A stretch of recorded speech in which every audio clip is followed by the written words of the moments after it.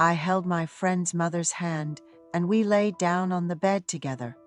We turned off the light, and we became one. She was relieving the resentment she had accumulated through me. Please like and subscribe. I am a college student. Throughout my college life, I only had one girlfriend. There were many girls who approached me with affection, but there was no girl among them that I particularly wanted to date. I believe that conversation is important in human relationships. I wanted to date a girl with whom I could have a good conversation, but it didn't go as well as I hoped. My friend has been living with a single mother since he was young, due to his father's infidelity. His parents divorced, and he lived with his older sister under his single mother. I heard that the mother of my friend has been living miserably for over 20 years, raising 2 children alone by working alone. Despite being a divorced woman, she had many temptations from men. She looks as if she has never suffered, despite the hardships she has faced. Therefore, there must have been many temptations from men. She was often encouraged to work in a bar. She considered it because she could earn a lot of money, but she rejected the suggestion, thinking of her children. She said that many men tempted her at work. Therefore, she started to thoroughly hide the fact that she was a divorcee. Among the men who tempted her, there were men who were much older. When she heard from a man about her father's age that lonely people should meet and date, she felt a great sense of guilt. She pretended to be a married woman and hid the fact that she was divorced, but there were still many men who tempted her. It seems that there is no doubt that my friend's mother is beautiful. She didn't have time to care about makeup or dress because she was at work most of the time, except for sleeping. But there were so many temptations. The sister of my friend worked hard for her mother after becoming an adult, and my friend was able to enter college with the help of his mother and sister. My friend and I became friends in college. I grew up in a wealthy home. Since I was young, our house had a housekeeper, so my parents were financially well off. I was able to study as much as I wanted with the support of my parents, and went to college without any problems. My friend worked part-time diligently after entering college. I became curious about my friend. I wondered if my busy friend had time to study, and why he lived without time to meet friends because of part-time jobs. We quickly became friends and nurtured our friendship when he had time. I felt good about my friend's heart for his mother and sister. I was so happy to share friendship with such a kind-hearted friend.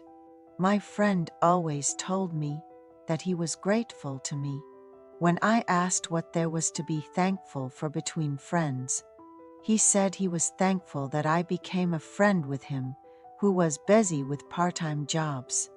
One day, my friend suggested going to his house. Without any particular thoughts, I went to his house with him. When I went to my friend's house, his mother greeted me with a bright smile. Shortly after, my friend's sister came in with her hands full of groceries, apparently having stopped by the supermarket on her way home from work. I was playing with my friend when his mother called us to have dinner. The table was filled with delicious food. As I was eating dinner, my friend's mother earnestly asked me to get along well with her son. I told her that of course we would because we were good friends. The sister said it was the first time her younger brother had brought a friend home since he was born, so she was very happy. I felt good being treated so warmly by my friend's family. Although I met my friend's mother and sister for the first time that day, they did not feel strange at all. I think I felt familiar with them because they treated me so kindly. However, a few days later, I found out why. I felt so familiar with my friend's mother. When I was young, There was a housekeeper who came to our house. My parents were strict with their children, but that lady always protected me. She was about the same age as my mother and always treated me kindly. When I got scolded by my parents, the lady comforted me. Even when I behaved a bit recklessly, she treated me with a gentle smile. But one day, she suddenly quit working at our house. I asked my parents why she quit working at our house, but they didn't answer. Later, when I was in high school, my parents told me the lady had gone to heaven due to a traffic accident and could no longer come to our house. My parents did not tell me this because they were worried I would be shocked. The reason I felt so familiar with my friend's mother was because she resembled that housekeeper. I often went to my friend's house. Since my friend's mother and sister welcomed me so much, I wanted to go there again and again. My friend's house was not as strict as ours, which was very nice. If I made any jokes, my friend's mother and sister laughed out loud. They even laughed out loud at jokes that didn't seem to be funny. My friend finished his first year of college and decided to go abroad to study languages with the money he had saved. I went to the airport with my friend and cheerfully saw him off. A few days later, I began to miss my friend's mother and sister. I thought his house would be silent without my friend. So a few days later, I went to my friend's house. When I rang the doorbell, my friend's mother was surprised to see me. "I thought you might need a son, so I came," I said, laughing loudly. My friend's mother, tears welled up in her eyes, said it was good to come. She grabbed my arm and hurried me inside. From that day on, I frequently visited my friend's house. My friend's mother and sister always welcomed me. I made a lot of jokes to lighten the mood, and they loved my sense of humor. One day, my friend's mother asked me with a serious expression if I liked her daughter, my friend's sister. I was taken aback as I had no such feelings. When I was unable to answer her question, she told me it was okay and asked me to tell the truth. So, I revealed my innermost feelings. I mentioned the housekeeper from my childhood, who had warmly embraced me, and how her face is now a vague memory. As I spoke about how warmly she had treated me, tears unknowingly welled up in my eyes. When I mentioned that my friend's mother greatly resembled the housekeeper, which is why I kept visiting, she silently embraced me. I cried in her arms for a long time.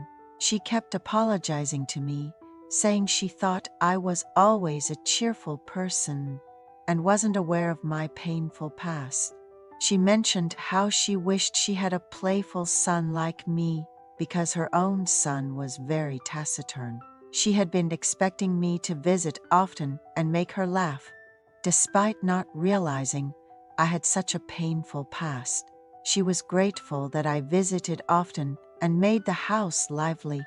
One day, my friend's mother shared her tough past of raising 2 children. She spoke about times when she was tempted by numerous men and how she felt a sense of guilt and hardship when an older man tried to seduce her.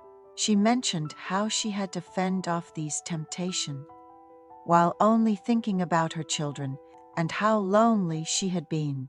She was grateful that I frequently visited and lightened the atmosphere of the house. She mentioned how she wished that a man like me had been the head of their household. She cried for a long time.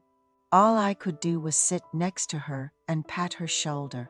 I told her that it's time for my friend's sister to come home from work, so she should stop crying and cheer up. However, my friend's sister didn't come home that day. After crying for a long time, she forced a smile. It was late at night, but I couldn't leave her alone. When she told me to go home, I told her that I would stay at their house that night, and she silently nodded. I was going to sleep in my friend's room, but she said she felt too lonely and it would be too hard to be alone in her room. I promised to stay with her until she fell asleep. I told her to lie down on the bed, and I sat in a chair. She kept talking to me, but I couldn't really hear what she was saying. "Do you feel bad falling asleep? Just like that?" Her question woke me up abruptly. Unable to respond, she invited me to come to bed. She said she would put me to bed, just like the housekeeper used to do. The thought of the housekeeper brought tears to my eyes again. I lied down on the bed, crying. That night, we spent a beautiful time together, finally falling asleep when dawn broke. The next day, she asked for my forgiveness, apologizing for her inappropriate behavior as an old woman. She promised that nothing like the previous night would happen again. I told her that it was me who should be asking for forgiveness. She held on to me, crying for a long time. From that day, we spoke on the phone every day. Whenever I had time, she would rush over. Hoping she wouldn't feel lonely, I talked to her every day. A few days ago, she told me that these are the brightest days of her life. She says she doesn't mind if I abandon her at any time. She says she will serve me as a son-in-law until the day she is abandoned by me. I am so happy because of her, who sends me infinite trust and love.